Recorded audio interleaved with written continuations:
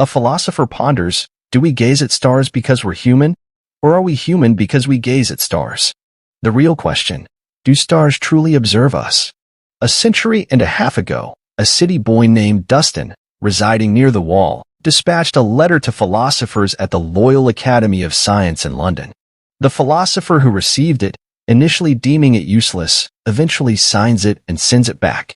Presently, Dustin engages in a debate with the wall guard, seeking permission to cross.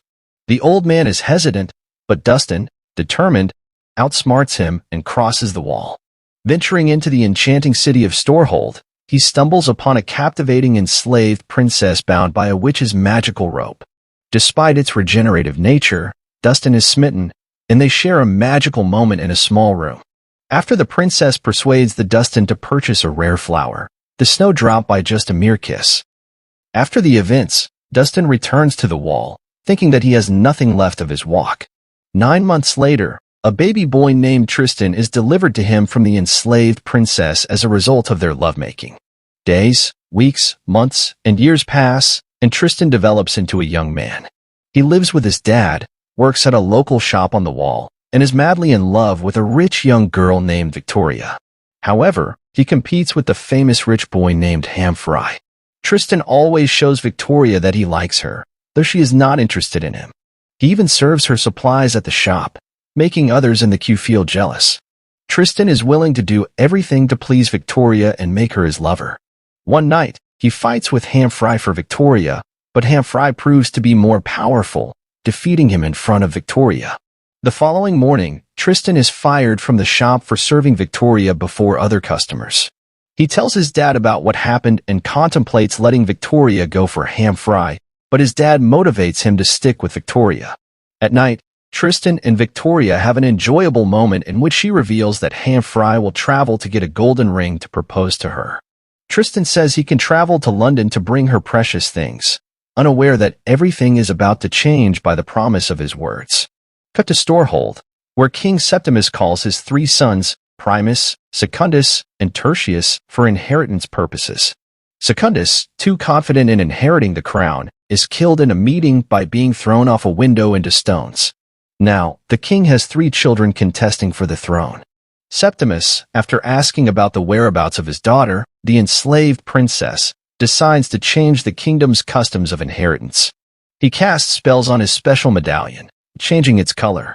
The one who can return the medallion to its original color within the royal bloodline will take the throne. The 3 brothers try to catch the medallion, but it flies far in the sky, where it knocks a star, creating a light that interrupts Tristan and Victoria. Tristan thinks it's a falling star from the sky and asks Victoria for a week to bring it for her before marrying her. At the crater, a young girl rises, wearing the medallion from King Septimus. The 3 witches, Lamia, Mormo, and Empusa, choose Lamia to hurt and bring the star to maintain their immortality. Tristan's determination to bring the star to Victoria leads him to cross the wall. However, the elderly guard, now well-trained, easily knocks Tristan down. After failing, Tristan uses the magical Babylon candle and teleports outside the wall.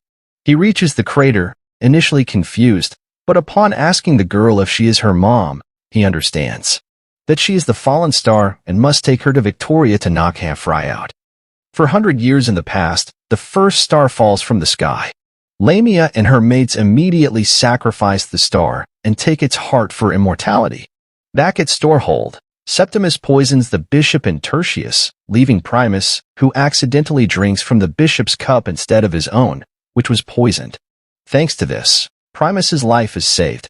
The 2 decide to start searching for the medallion to inherit the kingship. Lamia and her use magic to renovate their castle. Lamia comes across a certain farm and turns a man named Bernard into a goat. Back to Tristan and Yvaine, the star, they come to an agreement that if he takes her to Victoria, he will give Yvaine the Babylon candle to teleport her back to the sky. So, Yvaine agrees to go. Lamia uses another portion of magic to create an illusional and to trap the star. She makes this decision after consulting her sisters who remained in the castle. These witch sisters sacrifice animals to know the direction and location of the star. When Lamia uses her power, she slowly regains her old age, so the power must be used carefully. Lamia also curses Ditchwater Sal to see the star but not be able to touch it, the witch that imprisoned Tristan's mother after tricking Lamia to spell out the secret about her searching for the star. Ditchwater Sal realizes later that Lamia was the goddess she used to worship. Septimus kills the family wizard after playing Magical Bones and reveals the wizard to be Primus's spy. Tristan moves with Yvaine, and after a long distance, she asks him for a rest, during which Tristan ties her to a tree with a magical chain rope. She is liberated by a magical white horse, which carries Yvaine northward unknowing of Lamia's trap. Tristan comes back only to find that the star had gone. While sleeping, the other stars in the sky communicate with him, asking him to save Yvaine. He wakes up and is taken northward on Primus's chariot. Yvaine falls into Lamia's trap. As the horse leads her to the illusionary inn, though the star is not shining due to difficulties it encountered, Lamia manages to identify it. Yvaine starts to gain her inner peace, causing her to shine. She is led to a bed where the witch plans to sacrifice her and take the heart for immortality. But before the ritual, Primus and Tristan arrive, interrupting Lamia's plans. The family spirits try to alert Primus of the presence of the medallion on the star, but they can't communicate directly since they are spirits. Primus is quickly killed by the witch, and Tristan tries to save the star after surviving from being poisoned by the witch's servant. In the chase between Tristan, Yvaine, and the witch, Tristan uses the remaining Babylon candle to teleport them to space with Yvaine. The two are trapped in the cloudy sky. Yvaine and Tristan are then captured by Captain Shakespeare's men on a flying ship. The bandits capture lightning and use it as a power source. The two are put in the lower prison of the flying ship after failing to answer Captain Shakespeare's questions. At this moment, the two are starting to develop a close bond. Septimus finds that Primus is murdered and is happy because he is the only remaining one of all the brothers. He will rule, but the spirits demand him to first get the medallion. So, he captures Bernad, who is transformed back into a human. Bernad reveals everything he knows to Septimus and that he must not meet Lamia if he is to accomplish his mission. Lamia contacts her two sisters for the location of the star after her beauty starts fading. The two tell her that the star, or Yvaine, is in the air. Back to Tristan and Yvaine, the two are discussing how they met. Yvaine tells Tristan that he has sacrificed a lot for Victoria, but what has she done in response to Tristan's dedication? Unfortunately, Tristan has nothing to tell Yvaine. Shakespeare makes a stunt with Tristan, pretending to have thrown him off the ship to make Shakespeare look dangerous before his servants. Shakespeare dedicates himself to transforming Tristan's look into a new identity. The flying ship arrives at Ferdy's magical store, where they are supposed to sell the captured lightning. But in secret, Ferdy tells Shakespeare about the fallen star.